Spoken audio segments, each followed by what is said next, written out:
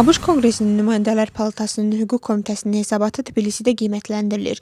Gürcü arzusu Avropada keçirilmiş seçkiləri xatırladaraq bildirir ki, birbaşa müdaxilə və manipulyasiya baş verib və Gürcüstanın da bu cür təcrübəsi var.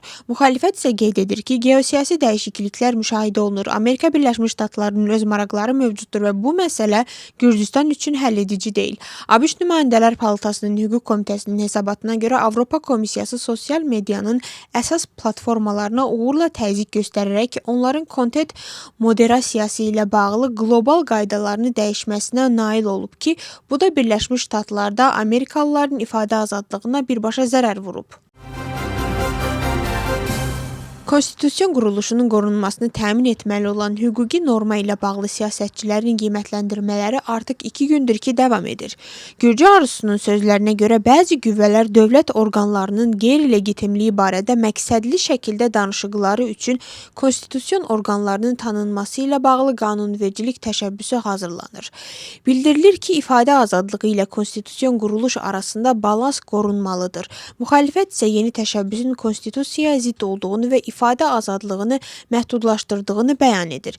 Hakimiyyətin fikrincə əsassız və faktlara söykənməyən şəkildə konstitusiyon orqanlarının tanınması cəmiyyətdə qütbləşmə və qarşıdurma risklərini artırır.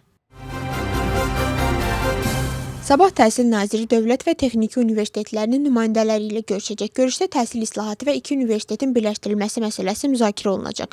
Bu təşəbbüsə müxalifətlə yanaşı akademik dairələrin və tələbələrin bir hissəsi də qarşı çıxır. Hakimiyyətin açıqlamasına görə islahat təhsilin keyfiyyətini artıracaq və universitetlərin birləşdirilməsi professor-müəllim heyətinin dərsi prosesindən kənarlaşdırılmasına səbəb olmayacaq.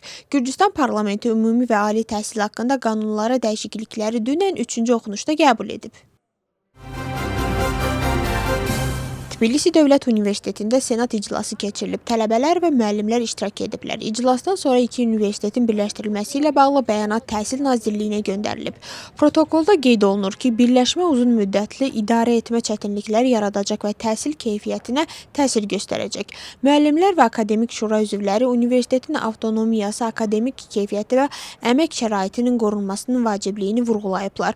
Proses bu formada dayandırılmalı və tərəflərlə aktiv kommunikasiya davam etməlidir. Gürcüstanın prezidenti Mikhail Qavelaşvili həyat yoldaş və müşayiət edən həyətlə birlikdə işgüzar səfərlə Milana yola düşüb. O burada qış olimpiya oyunlarının açılış mərasiminə qatılacaq. Mərasimin əsas tədbiri Milanın San Siro Olimpiya stadionunda keçiriləcək. Prezident administrasiyasının məlumatına görə səfər çərçivəsində prezident Gürcüstan Olimpiya deleqasiyası ilə görüşəcək və fiqurlu konki sürmə komanda yarışında ölkəmizin nümayəndələrinə dəstək verəcək. Qışın 25-ci Olimpiya oyunlarında Gürcüstanı 8 idmançı təmsil edəcək. ABŞ Ukraynada müharibənin başa çatmasını hədəfləyən danışıqlara sadiq qalır. Bunu ABŞ dövlət katibi 3 tərəfli danışıqların 1-ci gününün sonunda bildirib. Marco Rubio qeyd edib ki, real irəliləyiş əldə olunub, lakin qalan məsələlər ən çətinidir. Onun sözlərinə görə ABŞ bu sülh prosesinə böyük vaxt və enerji sərf edir. Ukrayna prezidenti Vladimir Zelenski fransız mediasına müsahibəsində bildirib ki, Rusiya prezidenti ABŞ prezidentindən çəkinir, lakin Avropa liderlərindən yox. Onun sözlərinə görə Donald Trump Vladimir Putin bütün şərtləri ilə razılaşmamalıdır, çünki qorxan tərəf Putindir. Zelenski xəbərdarlıq edib ki, Ukrayna Putini dayandırmasa o Avropaya doğru ilərləyə bilər. Lakin o deyib ki, bir çox Avropalılar təhlükənin öz ölkələrinə də çata biləcəyinə inanmırlar və müharibəni başqasının problemi kimi görürlər. Fransa ilə bağlı isə Zelenski qeyd edib ki, Fransanın Ukraynaya verdiyi yardım artdıqca müharibənin Fransaya çatmaması üçün şans da artır. Həmçinin bildirib ki, 2022-ci ilin fevralından bəri ümumilikdə 55 min Ukraynalı hərbçi həlak olub. İtkin düşənlərin sayı da çoxdur. ABŞ-ın vitse-prezidenti bildirir ki, Avropalılar şəxsi münasibətlərdə çox mehriban davransalar da ictimai şəkildə ABŞ-ı tənqid edirlər. Onun sözlərinə görə şəxsi söhbətlərdən kompromisə hazır olduqlarını desələr də açıq şəkildə Amerikalılarla işləmək istəmədiklərini bildiriblər. O əlavə edib ki, ABŞ-la münasibətlərdə güzəştlərə getməyə hazır olduqları barədə fikir həqiqəti əks etdirmir. Ryan Roots 2024-cü ilin sentyabrında Donald Trump'ın beynəlxalq qolf klubunda sui-qəsd etməyə cəhd göstərdiyi üçün ömürlük həbs cəzasına məhkum edilib. O özünü günahsız hesab edir və qərarı apellyasiya etməyi planlaşdırır.